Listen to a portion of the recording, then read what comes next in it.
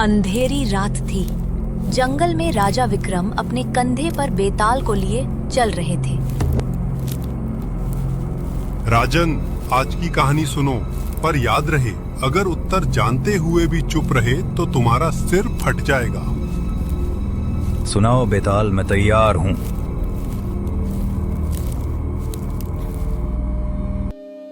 बहुत समय पहले एक नगर में एक ब्राह्मण के 3 पुत्र रहते थे, देव, वीर और विद्या।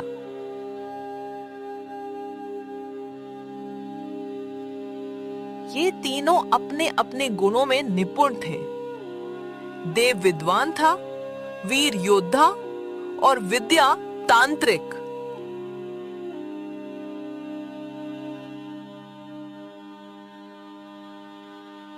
समय बीतते बीतते राजमहल की प्रिय राजकुमारी अचानक गंभीर रूप से बीमार पड़ गई। वैद्य बुलाए गए, औषधि दी गई, परंतु उसकी हालत दिन ब दिन बिगड़ती गई। महल की गलियों में अब सन्नाटा छा गया था। सैनिक मौन खड़े थे। सेविकाओं की आंखों में आंसू थे।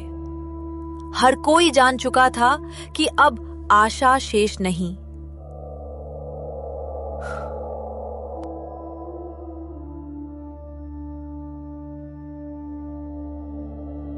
और अंततः वो क्षण आ ही गया।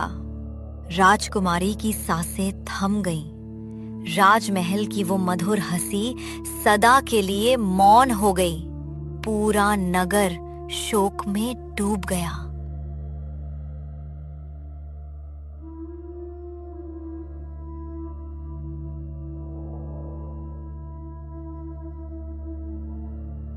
राजकुमारी का शरीर शैया पर निश्चल पड़ा था।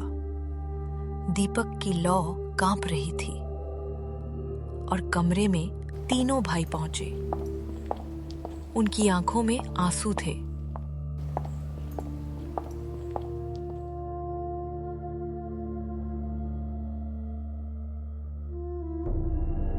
भाइयों, यह राजकुमारी मर गई है, परंतु इसका शरीर सदा सुरक्षित रखा जा सकता है। मैं वेद मंत्र का ज्ञाता हूँ। देखो, मैं ऐसा मंत्र पढ़ूंगा कि यह कभी नष्ट न होगी। देव जल लेता है, मंत्र पढ़ता है और राजकुमारी का शरीर चमक उठता है। देव, तुम्हारा ज्ञान महान है, लेकिन सुरक्षित शरीर की रक्षा कौन करेगा? अगर कोई दुश्मन आकर इसे ले गया तो मैं अपनी तलवार से इसकी पहरेदारी करूंगा। दिन रात मैं इसकी रक्षा करूंगा।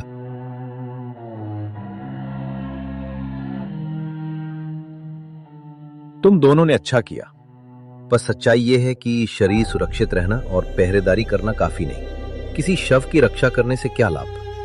असल बात तो यह है कि इसे फिर से जीवित किया जाए, और ये कार्य सिर्फ मैं कर सकता हूँ। विद्या गूढ़ तंत्र मंत्र पढ़ने लगता है। हवा तेज हो जाती है, आकाश में बिजली कड़कती है। कुछ ही देर में राजकुमारी करवट लेती है और उसकी आंखें खुल जाती हैं। अगर मैंने इसका शरीर सुरक्षित ना रखा होता तो ये सर गल जाती, इसलिए ये मेरी पत्नी है।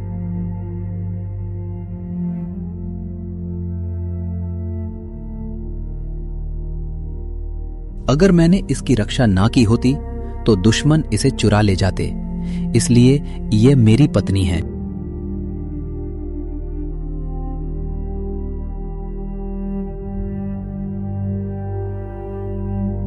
तुम दोनों गलत हो। तुमने केवल सहारा दिया, लेकिन असली जीवन मैंने लौटाया है। बिना मेरे मंत्रों के ये हमेशा के लिए मृत रहती, इसलिए ये मेरी पत्नी है।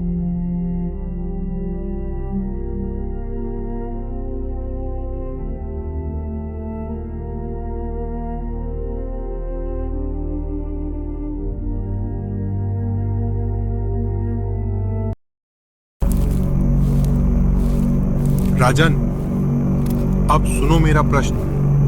सोच समझकर उत्तर देना, क्योंकि एक गलत जवाब तुम्हारे लिए घातक साबित होगा।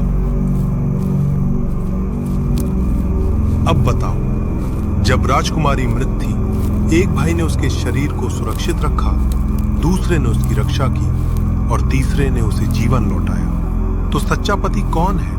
देव, वीर या विद्या? बेताल का प्रश्न सुनकर राजा कुछ पल मौन रहे, फिर गहरी सांस लेकर बोले, सुनो बेताल, मैं तुम्हारे हर प्रश्न का उत्तर दूंगा। तुम मुझे रोक नहीं सकते। देव का ज्ञान महान है, उसने शरीर को नष्ट होने से बचाया। वीर का साहस अद्भुत है, उसने उसे अपमान से बचाया। लेकिन जीवन सबसे बड़ा उपहार है, जिसने मृत्यु से लड़कर सांसें लौटाई, असल अधिकार उसी का है। इसलिए सच्चा पति केवल विद्या है।